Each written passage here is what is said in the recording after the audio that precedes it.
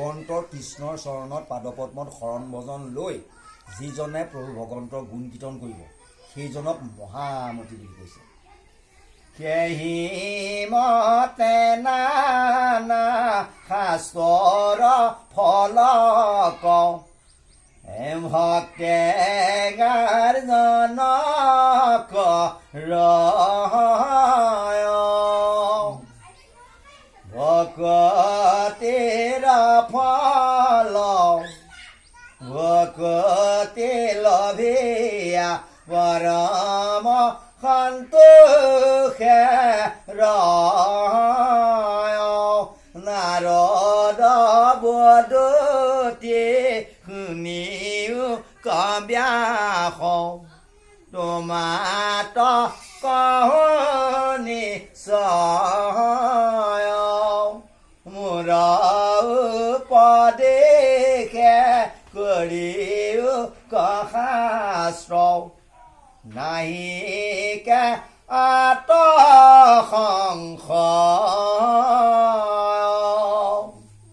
মোৰ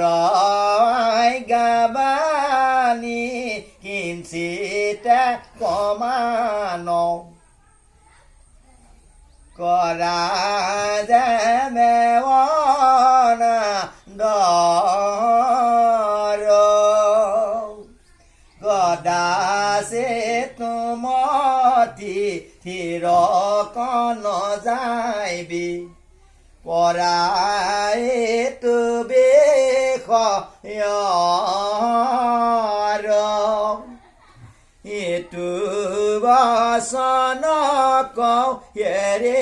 যিটো জনে আপোন সমতে কয় শাস্ত্ৰৰ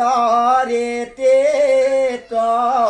বহিভূত বুলি মহন্ত সাবে নহয় যিটো বচনত জনসমূহৰ পাতে কন কৰে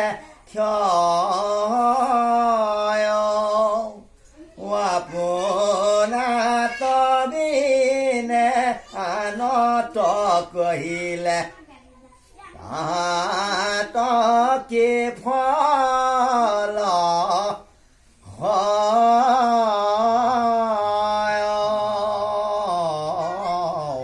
হৰি ৰাম ৰাম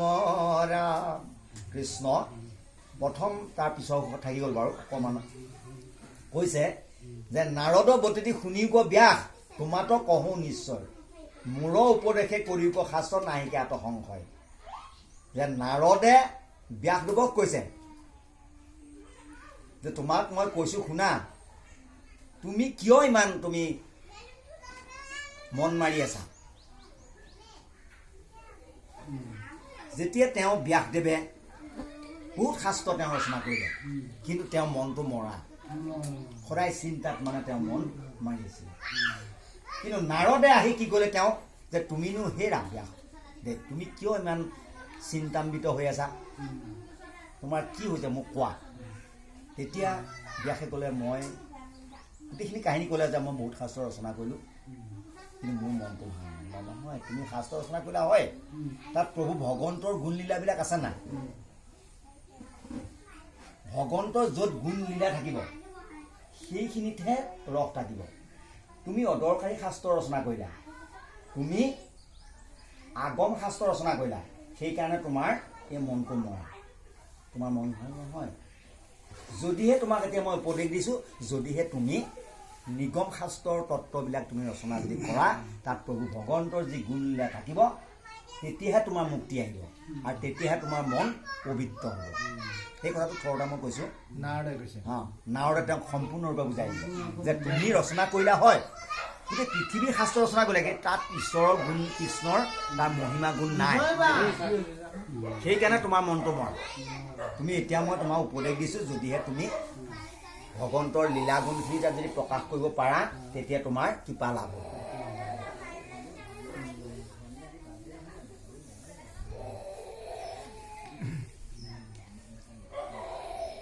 ইটো বচনকৈ এৰি যিটোজনে আপোনাৰ সমতে কয় শাস্ত্ৰ ৰীতিত বহিভূত বোলো মহন্ত হবে মানুহ।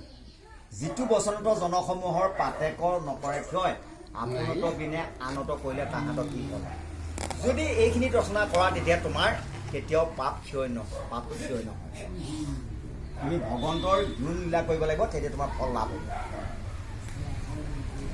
আতাশ এই মহাপুৰুষৰ মহাভাগৱতৰ ভাগ ইমানতে ৰৈছে বুলি আৰু জাননী কৰা হৈছে। এই দিয়ে